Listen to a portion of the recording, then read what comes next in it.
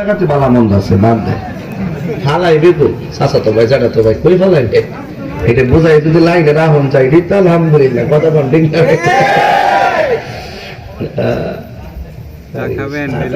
দরবার লাগাইছ না গ্যারান্ডা কি কফির মতো লাগতেছে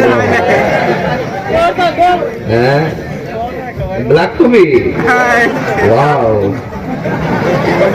যারা আমার কফি খাওয়া দেখে চলে মনে চাই তাদের মাথায় দিতে চাই কফি ঢেলে তোমার কেন জলে রে বন্ধু তোমার কেন জলে চা ঢেলে দেওয়ার কথা বলছিলাম মামলা করছে এখন আমার প্রমোশন হয়েছে তাই কফি খাচ্ছি রাগ